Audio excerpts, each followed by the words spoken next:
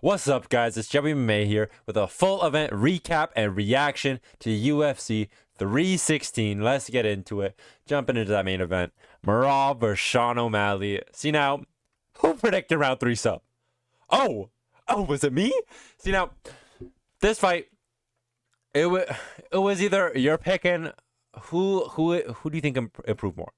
The man who had more time out with an injury, training fuck all in wrestling, or Merab, who had a full fight in between that? No, it is trolling. Because when this fight was building up, I was like, oh god, I didn't shot myself in the foot. Sean O'Malley is going to KO Merab. I was getting so scared the closer we got to this fight. Merab fought a perfect game plan. See now, Sean O'Malley do be doing a little bit of trolling. I mean, just falling over all over the place in round 1. I think he fell over twice. Don't think the second slip resulted in much control time. He got up pretty fast, but the first slip, he completely screwed himself, got into a bottom position, worked himself out, and he was fighting really well out of bad positions within rounds 1 and 2, right? Fighting the underhooks right away. See now, the ends of rounds 1 and 2 didn't tell that story. Merab would find a way, right? And I mean, what are we going to hold? A guy who has been competing in Sambo since he was sucking on a soother, or Sean O'Malley, who's been still training MMA for a while, but there's levels of catching up where it's just some people are beyond catching up to, right? Like Kayla Harrison, there is no world where Julianna Peña catches up. What idiot would pick Julianna Peña? I don't know who did that, but Sean O'Malley, wrestling defense looked better than I thought, but then not much was working on the feet. Now, round 1, there was some working. I'll split this up into round 1 stats. If you look at the significant strikes, O'Malley was doing a decent job on the feet of picking his jab, a little teep to the body. He was spamming that teep to the body early, but the longer that fight went on, Merab found his timing for it. He was doing a really good job of staying all the way out of distance or all the way in, kind of negating the teeps in the later rounds. But early on, the teep was working really good. But it is just Merab, right? So now round 2, a lot less was happening, and that was a pretty close round you could have given to O'Malley.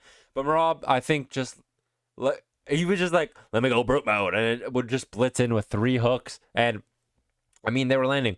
It was a bit of an unga bunga caveman type throw once in a while, but there were some also good shots he was sneaking in. He would make a mistake and lose the position in the clinch. Sean O'Malley would get good underhooks, whatever, and they would start to separate. And Rob would land a nice little body uppercut in there. The same at the end of the round, where clappers go, right? Let's say it's an even round to this point, and Rob was like, well, time to just go full ape shit, and then he just blitzed them and didn't land much other than maybe like a little shovel hook to the body. But again, it's things like that steal you rounds, right? It's like, oh, it's a close round. Well, one guy just went full bazonko crazy, ran at him.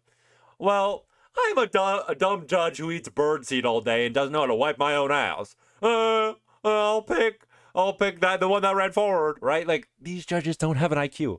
Let's be honest. Whoever's running forward at a faster rate at the end of the round is going to win them the round. Let's be clear here. Round 3. So in round 3, there's not much to talk about. Merab just picked him up, dunked him on his ass. Started as a guillotine, but it was more wrapped around the ears, and he worked it into a north-south choke. So let's say this part of the arm was braced against O'Malley's head. O'Malley turns into it. He is now neck side up, and Merab used this part of his forearm to cinch down on his neck, work it back into this side of the arm, right, and just collapse down on his head. A beautiful submission. I didn't think it was anywhere near in, and then O'Malley turned into it, and Merab laid in, and I was like, uh-oh.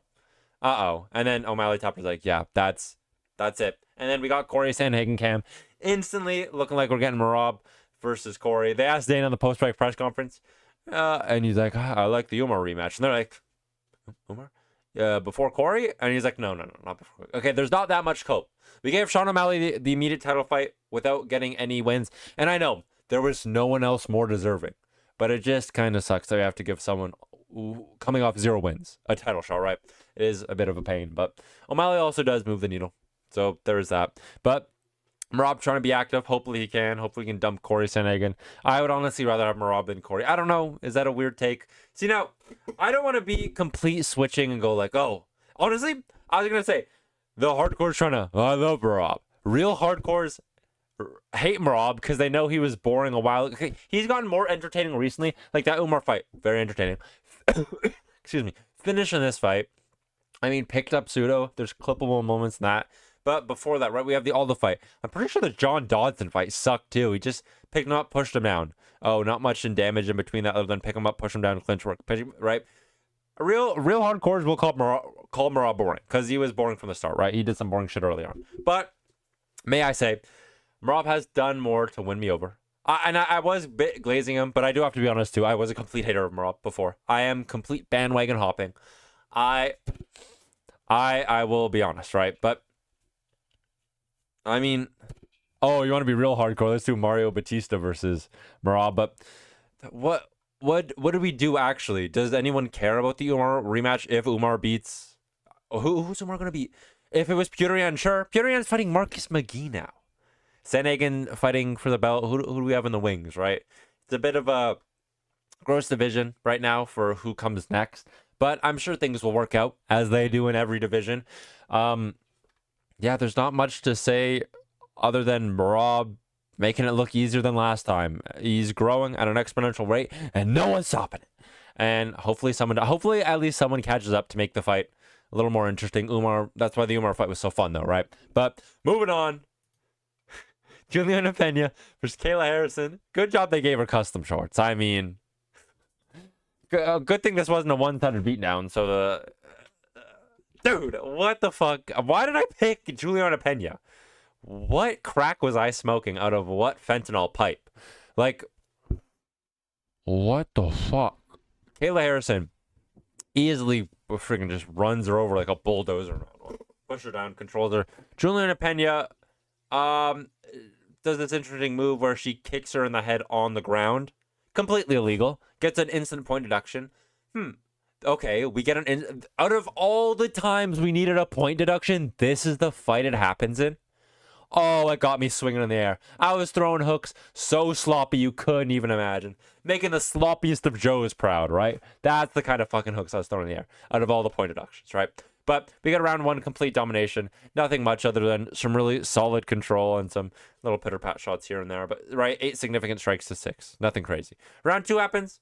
Now, this was more of a complete domination. She mostly stays in guard and doesn't do much from guard, but when she gets out of guard, she does great work. And I know, in the guard, a lot more time in this round. Good, nice little elbow here, nice little ground and pound shot here. When she she was pushing for arm triangle, but it was more of a positional thing, right? Just trying to get her leg till she makes it to side control. And she's talking. She was drilling side control into crucifix, into north-south, into the Kimura, right? That was more of the drill, so she's trying to get her legs free into those positions. And I mean, those are a lot more stronger judo positions, right? The side control, the kezukatames. I did one class of fucking judo, and they taught me Japanese. I'm pretty sure I fucked all of it up there, but come on, it was worth a try, right? Kayla Harrison gets a nice little judo position, and the second that Kimura it was like the full Habib. Ow, fuck! It's just the full absolute ape strike. I don't want to say the word yet in the video, but full ape strike, cranking her arm out. I mean, that was over the second she cranked it once, right? Instant taps, freaks out. Amazing for Kayla Harrison. She knows how to cut a promo, by the way. That was actually sick. When she's like, I have the belt, you have the legacy, let's fight. I mean, that's a cool little line to start. My elbow hurts now. God damn. But, yeah. I mean, she just ran over Peña. Wasn't even close. Wasn't competition. Not much to sell from this fight. But it's good for a woman champion. Finishes. We're back in the finishing column. Jesus Christ. What are we gonna do without finishing champs in the female divisions? Once we lose Whaley, Shevchenko, and then Kayla, Nunes, whatever that.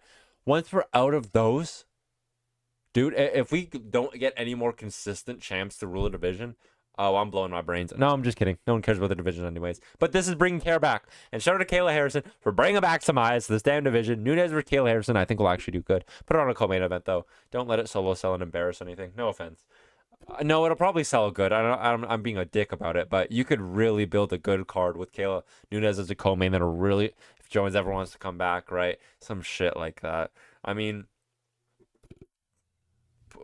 doing in Chicago with Jeka Hamza, just have a powerful main event with that as a co-main, and it'll bring us back to the triple title fight days of the Volkanovski and the Pyotr on the same card, and the Nunes defense. Oh, chills in my bones, right? But moving on to Kelvin Gastelum versus Joe Pyfer, and now talk about doing a little bit of trolling. There's the knockdowns. Yeah, 2 knockdowns. I mean, round 1. Dude, what?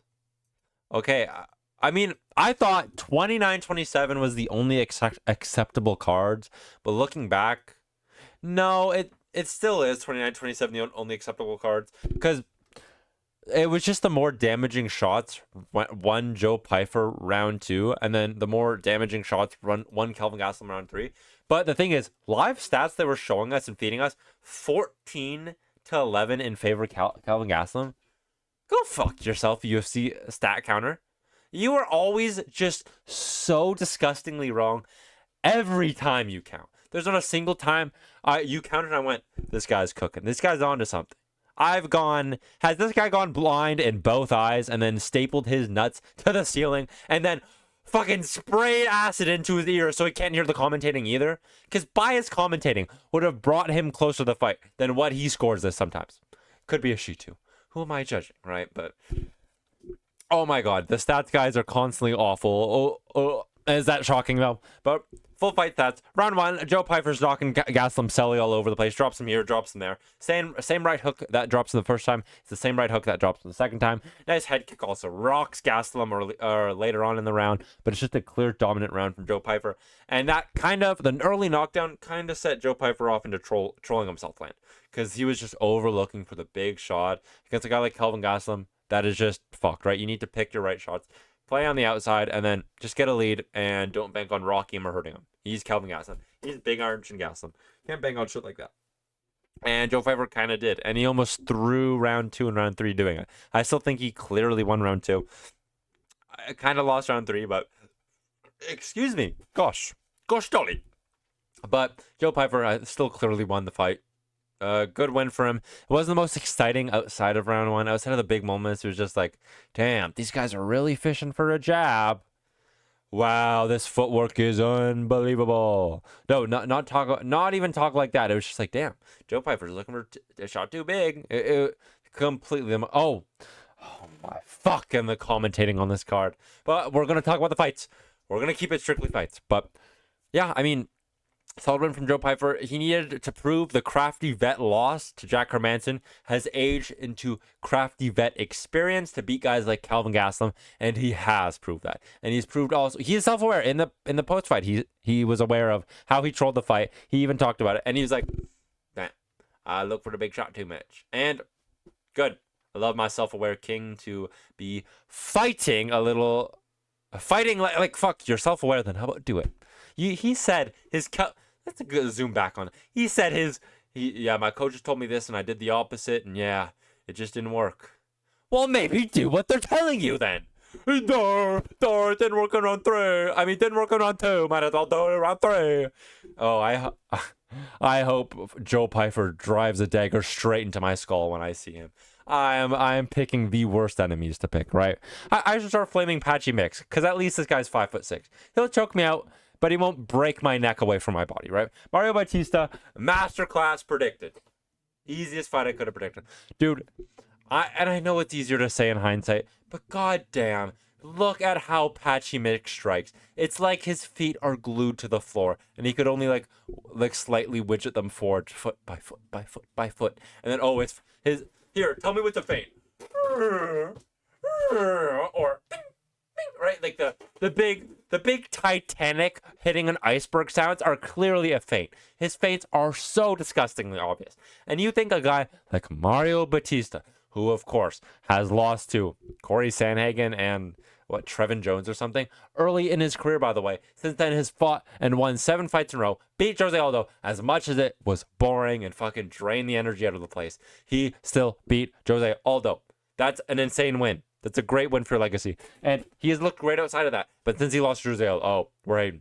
He sucks. No, he has entertaining fights. And this fight was booed too. And he landed a fucking 173 significant strikes and stuffed every takedown and left it on the feet. How are you guys mad?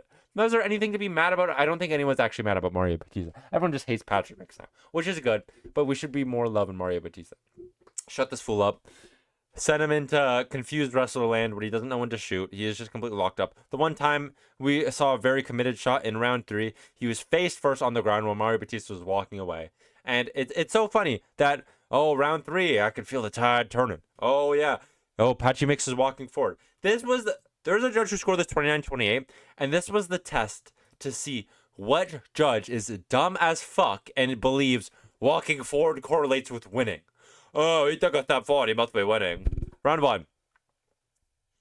Clearly outstruck. So this is what Patchy Mix was getting outstruck with the entire fight. Paw at lead hand, commit to a straight to the chin. And Patchy Mix, you'd make this real, like he was sucking on something real sour when he's hit. Zero head movement, frozen up shoulders, nothing rolling with it. Bing, and you just, okay, bing, bing, right? And those same straights, you'd get confused because we go into the body too. To the straight to the body, to the straight to the chin, right? Oh, now it's a jab. Oh, now he's committing over with the lead hook. Now it's a body kick, right? Bautista is striking wasn't anything crazy, and it was still holding up Patchy Mix. And by the way, I'm not saying he's a bad striker. What I'm saying is he was very fundamentally focused in this fight, and it paid off beautifully. It was an amazing game plan. It locked Patchy Mix up, and that fundamental striking was enough to lock Patchy Mix in a round 1 and round 2 stasis where he didn't know what to do. There was no adapting to this paw lead hand straight combo for the first 2 rounds. Champion, by the way. Amazing wins in Bellator, by the way. How about their tomato cans? And they hold nothing to Mario Bautista, apparently, because this was easy work for him. Easy fucking climb through. Who, by the way, didn't get an interview either. Kind of feel bad for the guy. They set him up with a guy who's unranked out in the UFC. Let's, sure, oh, Bellator. This does a lot for Mario Bautista's legacy. This guy's unranked in the UFC, though. It doesn't do shit for him getting close to the title right now. So that just gives them more room to denounce him. Oh, you beat an unranked guy and you're ranked 10. Who cares? Oh, you're ranked 9 now, right?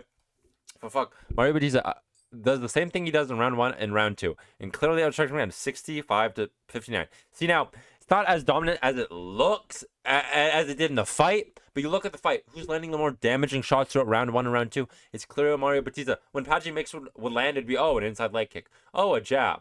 Oh, he really committed to a single straight that round. Whoa. When Mario Bautista would land, it would be fake out it would never be on the lead side. It would always be, oh, that nice power shot, set it back. Mario Bautista also did an amazing job of switching stances a lot in this fight, but Mario Bautista landed a lot more with the power hand, had Patchy Mix fucking frozen up, waiting to reset. Well, when Patchy Mix was hitting Bautista, it was like, oh, let's keep moving. There's nothing that would throw Bautista off, shock him, send him off guard. Bautista was in control of this fight. And then Bautista went on the back foot in round 3. And oh, Patchy Mix might have won that. Might have stole that because Patchy Mix walked forward. He had one big exchange at the end of it. How about he fucking outstruck him 65-27 and it wasn't even close. And by the way, I hate when fighters do this. Patchy Mix, come on, where are you running? Let's fight. Let's fight. And I know you want to call that because you're down on the fight and you need to come back. How about the first 2 rounds when you're getting walked down or outstrike? How about get off your back foot, you fucking tard, right? I mean, you were just getting outdone the entire time, and it took you to round 3 for it to tick in. How about halfway through round 2 when you've already been outstruck and you need something big in the round to steal it back over? No, that's not when you should push it. Round 3 is when you should push it, when you're already down 2 rounds, have nothing to scrape this shit back with because you have no power and you're a grappler who can't land a takedown against a 10th ranked guy. And I know Mario Bautista may be ranked lower than he should be. Maybe his skill expression is a lot higher than where he is. But he made Patchy Mix look like a fool. Amazing win from Mario Bautista. Masterclass predicted. There's so many fights I was so happy with the prediction. Honestly, I got very lucky, and I'm happy about coin flips landing. Let's be real. It is MMA. But Mario Bautista, amazing performance. Moving on, Vicente Luque, Kevin Holland. Not much to say about this one. Kevin Holland cracks him with an elbow right behind the head. Not in a legal spot. Right behind the ear, like not where the mohawk is. So perfectly legal shot. Hurts him pretty bad, has him stumbling. Then Vicente catches him with a little left hook, has him respecting it. So Kevin Holland rides it out, and it's just outstriking Vicente Luque. Vicente Luque caught a kick of Kevin Holland, tried to turn it into a single leg, and then caught friggin' 20 slaps instead of just letting go. Not much IQ there. It was pretty funny to see, but gets hit with all those slaps. And then after that, round 2 happens. Tit for tat, going back and forth, not much. And then Vicente Luque gets pushed over in a missed boxing exchange. He's on his ass, tries to work his way back to standing with a single leg, and gets caught up in a darce choke. His leg's already tied up. Kevin Holland, both these guys are master of the darces, but Kevin Holland has an amazing darce, locks it in, and it was over once the legs were in, right? I mean, Kevin Holland, as much as I do be hating, won 2 fights in a row at welterweight. He is now ranked, and he is now committing to welterweight. He's like, oh, I want to be fat. And it's funny. Oh, I want to be fat. I don't want to do the weight cut. But the second it starts going good, oh, I'm serious about this. What are you talking about? And fuck, if he could lock in. This guy has an 80-inch reach at welterweight. For the love of God, lock in. You could dominate these fools if we just have a consistent Kevin Holland. And I know it's in there. Dude, I know. And I know I didn't pick you, but I know it's in there. Come on, bro. Kevin Holland getting a solid win, solid submission, and a little less annoying on the mic. He made good points. He was shouting at the people he needed to, not being an asshole, and he called Colby Covington the worst welterweight in the division. Give me a free ranking, and that'd be a fun fight to hear talk, because you know they'd both gum at each other. Put that at like, see, now that would have worked good for an international fight week, but we're not getting it. Fuck it. Put Kevin Holland. I don't know if this is racist, but put Colby Covington versus Kevin Holland, UFC Chicago. Dude, let's ride with it. That shit sounds so fun. And I know Kevin Holland's from Texas, so that has nothing to do with each other.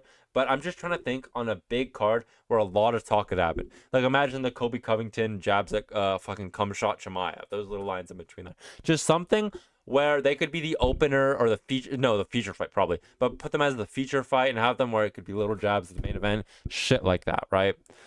But solid win from Kevin Holland. Moving on to the main prelim. Joshua Van. I mean, oh, sorry, I pressed the wrong button. Joshua Van did solid. Not exactly how I mean, actually, no, I didn't predict a finish. So exactly how I predicted the win, but not how I predicted he would get to the finish. I was not confident that Joshua Van was going to work to the finish by landing the bigger, more powerful shots and locking in and finding his timing, like especially in round one. He took round one a lot more patient than I thought he would. And round one, 3 knockdowns, right? Look at round 2. 3 knockdowns. Okay, it says 3 knockdowns every round. I think it's 3 knockdowns total in the fight. Yep, I mean, the UFC app will never be good. It's a shit app who has been shitter after shitter after shitter after every week. None of that made any grammatical sense. Yeah, new word. Invented it. Dickhead. Follow along. But anyways, round 1, Joshua Van taking some leg kicks, not giving a shit, and just, I mean, there's one leg kick that made him go real off balance, woo-wee, but Joshua Van just picking his bigger shots, drops him good. I think the headshots were like 20-1, but I'm trusting the strike counter in the back, so actually don't listen to any of that. Joshua Van landing the bigger shot, I think pulls in a nice knee too, but he was just waiting, and he was making Bruno Silva circle into his power side. And off that, Bruno Silva was then circling into his weaker side. So Bruno Silva was picking shots from his left side, which was his weaker side, and Joshua Van had him circling into his right hand. Not that Joshua Van will never switch stands, but you get what I'm saying. Joshua Van circling into the right hand, and fuck, he hurts him with it.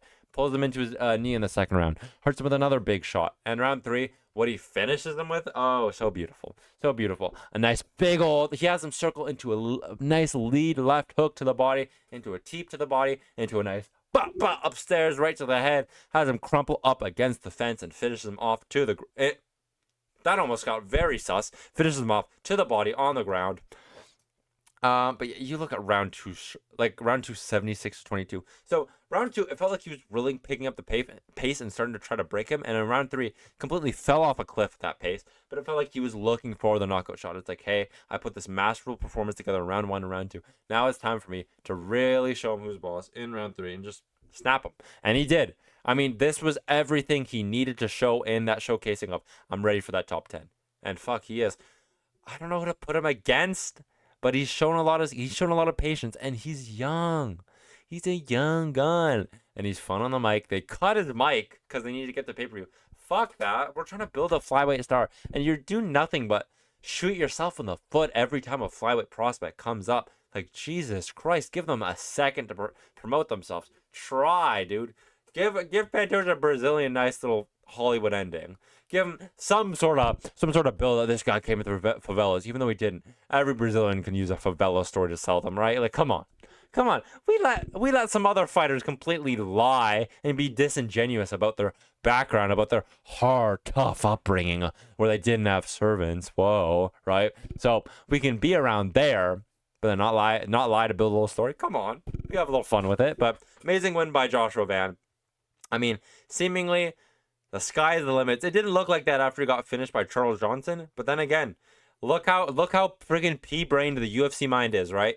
Oh, he's not gonna be anything. He's right on the top. Oh, he could be the next big thing, right? You are as good as your last performance, and Joshua Van is look fucking good. Let's say that. Moving on. We're gonna go quick on some of these final fights because if you weren't picking Azamat by round 1 brutal KO, what were you picking? It was the obvious thing. Sure, he's 36, had 2 years out or whatever. Azamat, amazing timing, solid footwork, insane power, everything written to knock out Johnny Walker. Then Johnny Walker pulls out and we get Johnny Walker light. Okay, well, it's even easier.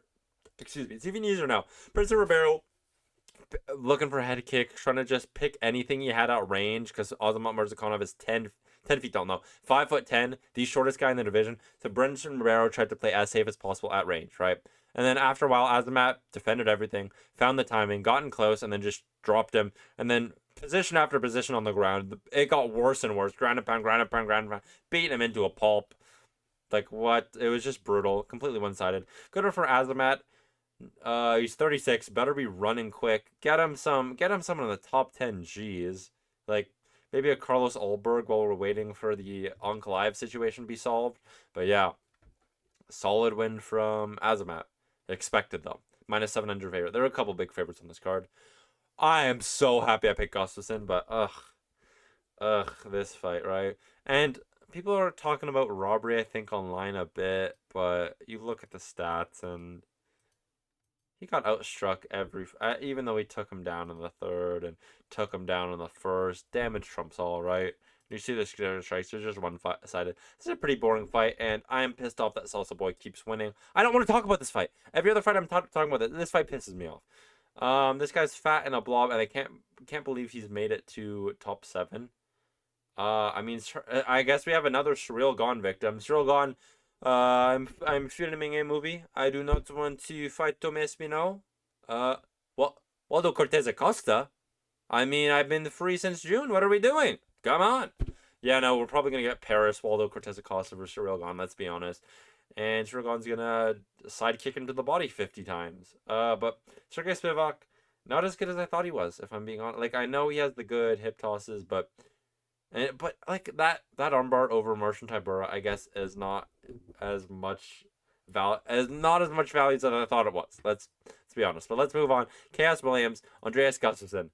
Oh my Marauder! I am so happy I picked this easiest pick of my life.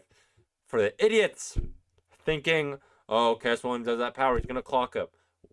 Other than fucking beat the big freaky thigh guy, who I still haven't figured out his name, who's been KO'd stiff over and over and over, who just got KO'd by Cesar Almeida.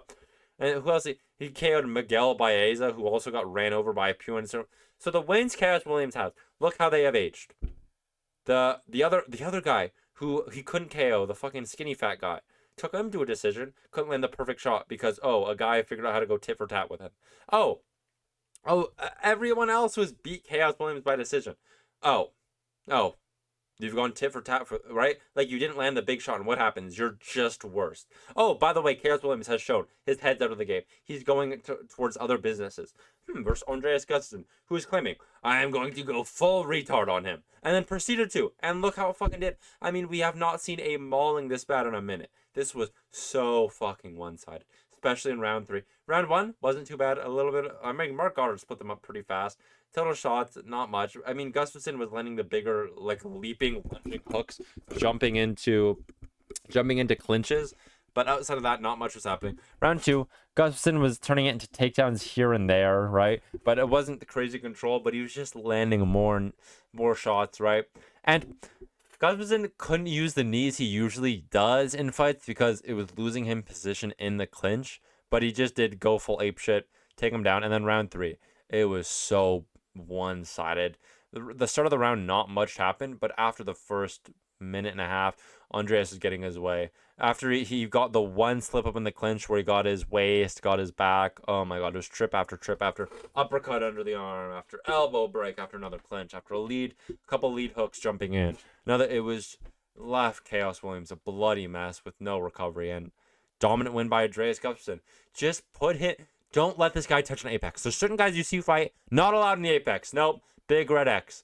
Big red. fucking Waldo Cortes-Acosta live in the Apex till he dies, as far as I care. Andreas Gustafsson should be in featured prelims of shitty pay-per-views. Should be opening prelims. Should be right, like should be opening May cards to crowded fight nights. Things like that. He is a very exciting guy. Have him in every position possible to build up a fan base because he deserves it. Amazing win from Andreas Gustafsson. Moving on to the other prelims. Gonna speed run this shit because who cares, right? For most of it. Wang Kong outdoes her, turns on Ariane de Silva into a one-legged peg-leg pirate, stomping all over the place, drops with a leg kick, doesn't finish it, but clearly dominates it. Good win for Wang Kong. Who's going to really care at this point? We know she's better than every unranked person probably, so give her number 12. I mean, we see people barely entering the UFC get ranked, but I guess this is women's flyweight, not women's bantamweight, but still. Give her number 15. She's better than whatever this was, clearly. I mean, when you're solo beating people with leg kicks, like we'll get to later on, you're just... No, you're not on their skill level at all. Come on, we need more than just leg kicks, right? Moving on this fight, I mean, I feel bad for Jeka, right? Or however you say his name. Because he does look like every Filipino or Indonesian dad I've ever seen. Every, like, the mustache Southeast Asian. But, I mean, you're saying you... I mean, Jeka got KO'd by Angel Jubilee. What did you expect? The second this fight was... My dad was, like, on some other channel because I messed up the TV. And it was like, switch back fast, switch back. I was like, this fight might end in 10 seconds. So come back fast. And, of course, 30 seconds, lead hook, flatline KOs him so brutally. It was so cartoonish the way he just fell face first. It was sad, too, because you don't want... It's like, it's funny to see that, but it's funny to see that against people you hate. Jeka looked like a chill guy. Not making any, not rustling any feathers, right? But Drew saying, yo, fuck, I want to see him fight now. Put him on UFC Vancouver. They call that shit UFC Vancouver, filled with so many damn Asians. Put him on that shit. They just announced that. Shout out Canada. Get another big card. Quinlan Salt killed versus Julianna Schmooze. I said this fight, you might want to bet on Julianna Schmooze. Close fight. I'm still picking Quinlan Salt killed.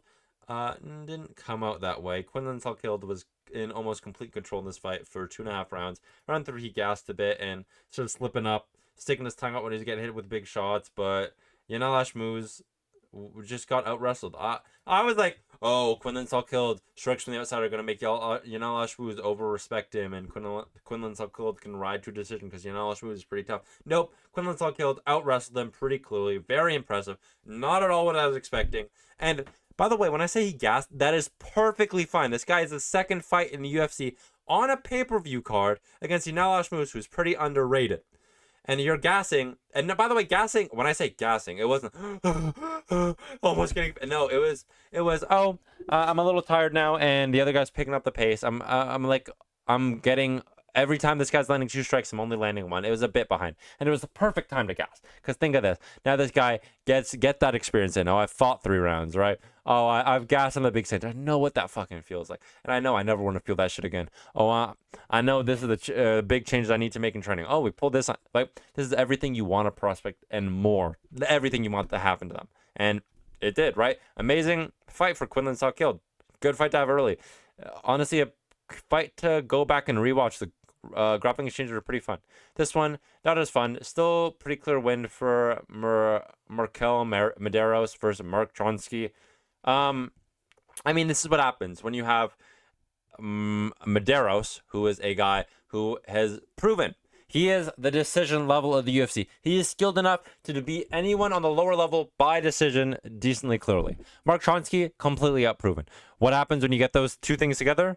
Okay, well, one guy is just going to beat the other guy with leg kicks because he's just outskilled. And Mark Tronsky tried to show all the heart he could.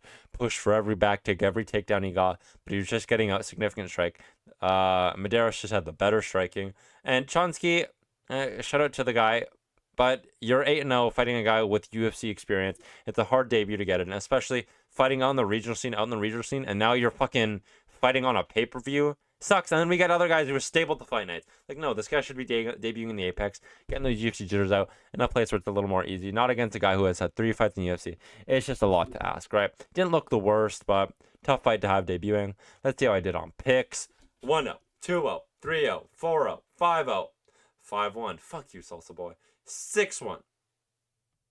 Yeah. 6-1, 7-1, 7-2, 8-2, 8-3. Wait. 8-2. 9-2. Why can I not count? I worked this morning. Give me a break. I worked and watched all UFC. 9-2. 9-3, and then 10-3. I fucking dominated. Let's go. Easiest picks of my life, as they always are. Fucking bet on me when you see me making picks. I'm the GOAT. But I mean, all this shit's a coin flip anyways. Thanks for watching. That's been my full event recap and reaction to UFC 316. Great cards. Keep in tune for the next 3 weeks. Some amazing cards are coming up. But peace out. Thanks for watching.